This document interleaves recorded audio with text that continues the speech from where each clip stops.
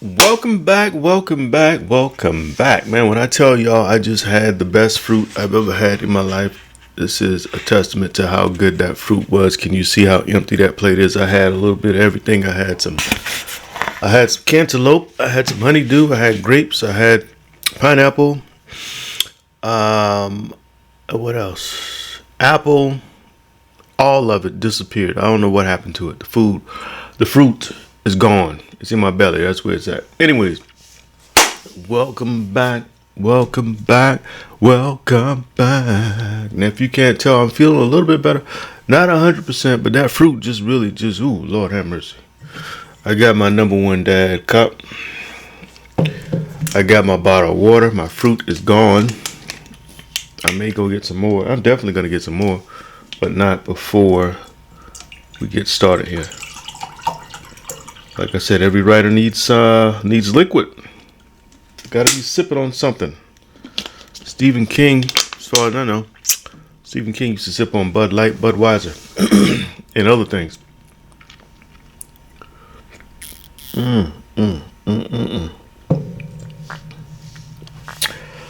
Oh man, y'all just don't know. When you're hungry, when you're really, really hungry, and you have been priming all the microorganisms in your stomach to love fruit, you can almost hear them cheering.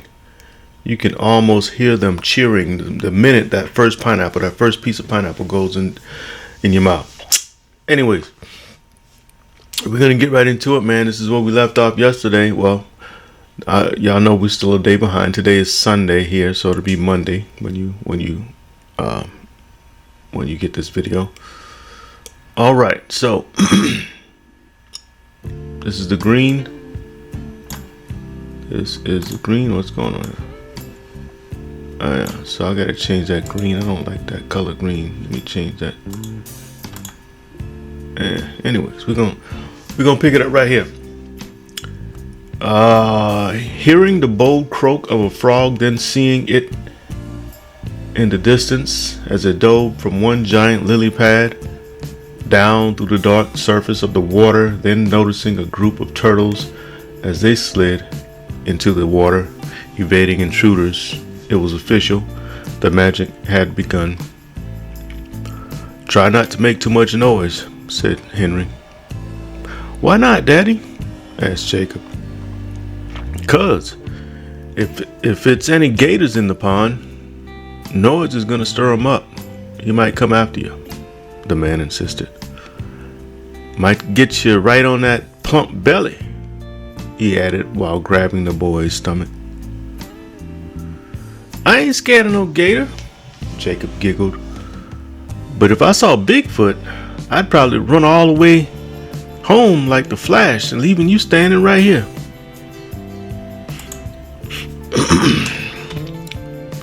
"Leaving you standing right here." "I'm sorry, Daddy, but I ain't messing with no Bigfoot," said Jacob with a laugh. Alright, I see my video was acting a little bit crazy, but that's okay. As long as y'all can hear me, right? Watching his son as he painted his words with animation, Henry pressed hard to contain laughter, but the boy continued overly expressing how fast he'd run.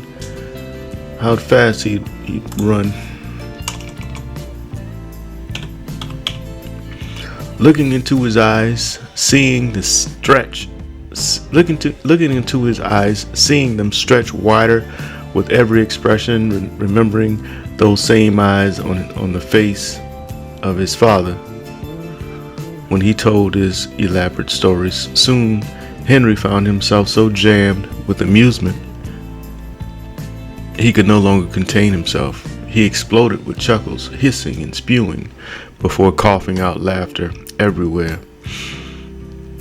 And as he snickered and hooted, his son continued to over-exaggerate, driving the stake deeper into his father's funny bone. Gasping, Henry bent with one hand on a knee, the other was holding his belly, pleading for his son to stop.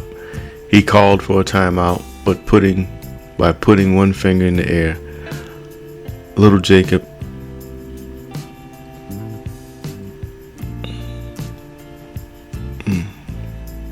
Pleading for his son to stop, he called for a timeout by putting one finger in the air. Little Jacob had inherited his late grandfather's innate ability to drum up laughter in the simplest ways. He was a shark swimming in a sea of humor, and when he smelled blood, there was no letting up until the tears flowed, until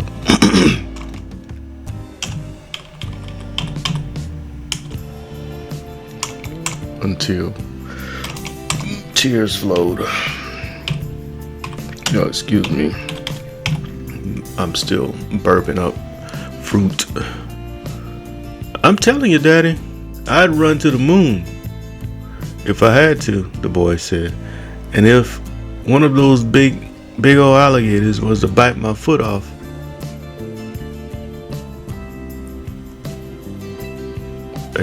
I'm not gonna use the Kunta Kinte because this might turn into a story from the 2000s.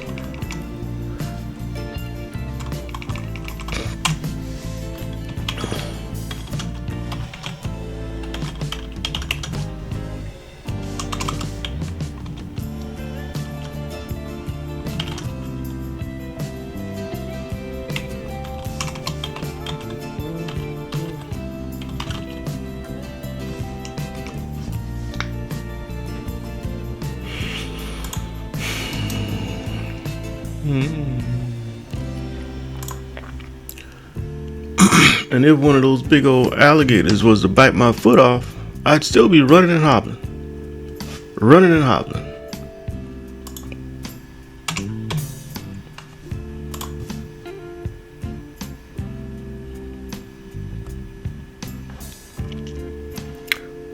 As Henry continued laughing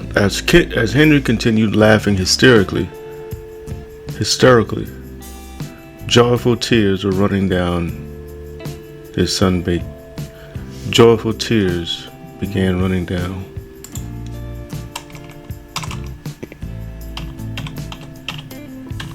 Y'all see me typing with one finger now.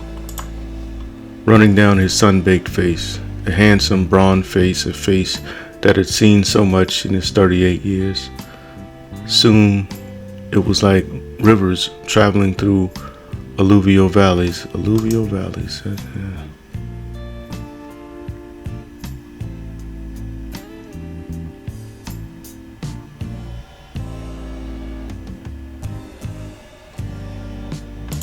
Alluvial. Where did I get that word from? Oh my goodness.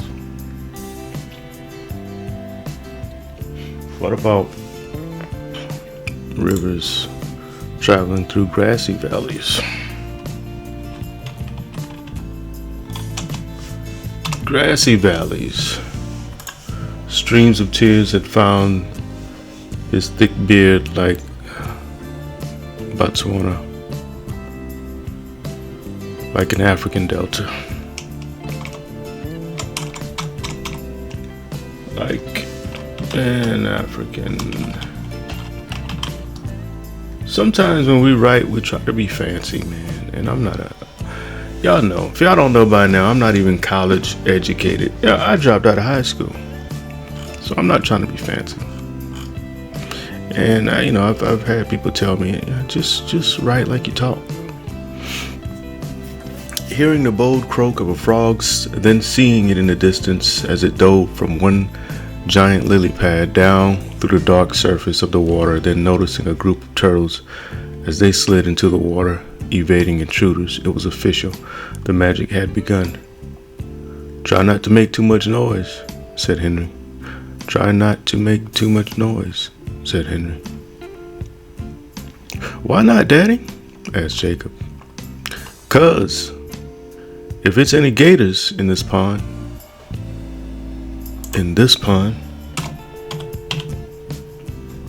if it's any gators in this pond, noise is gonna stir them up. He might come after you," the man insisted. "Might get you right in that plump belly," he added while grabbing at the boy's stomach.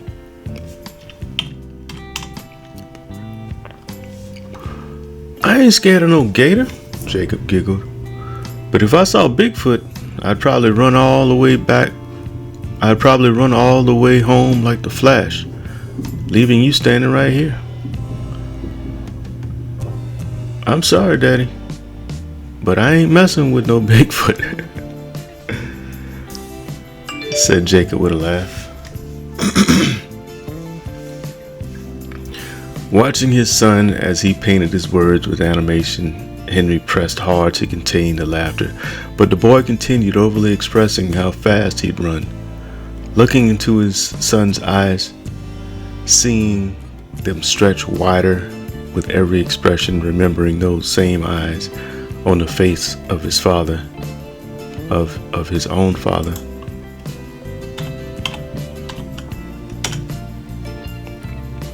When he told his elaborate stories, wait a minute, I'm gonna go ahead. I'm gonna go ahead and put some italics on his father. When he told his elaborate stories, soon Henry found himself so jammed with amusement he could no longer contain himself. He exploded with chuckles, hissing and spewing, before coughing out laughter everywhere. And as he snickered and hooted, his son continued to over-exaggerate, driving the stake deeper into his father's funny bone. Gasping, Henry bent with one hand on a knee. The other was holding his belly, was holding his stomach.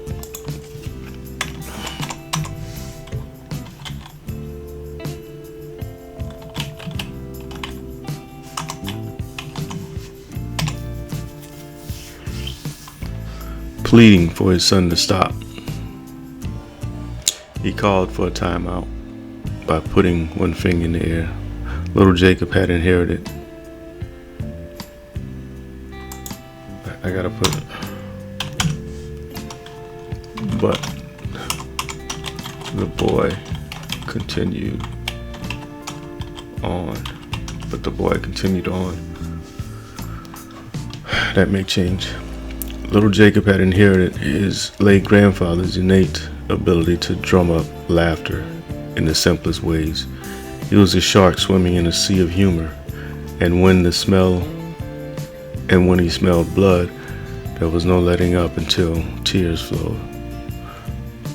I'm telling you, Daddy, I'd run to the moon if I had to, the boy said, and if one of those big old gators was to bite my foot off, I'd still be running and hobbling.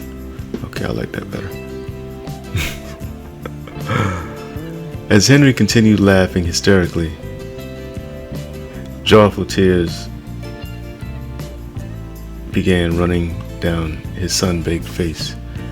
A handsome bronze face, a face that had been so much in his bronze face, a face that had been so much. Alright. As Henry continued laughing hysterically, joyful tears began running down his sun-baked face. A handsome, bronze face, a face that had been so much in. A face that had seen. Damn, I keep seeing Ben. Oh my God, yo, forgive me.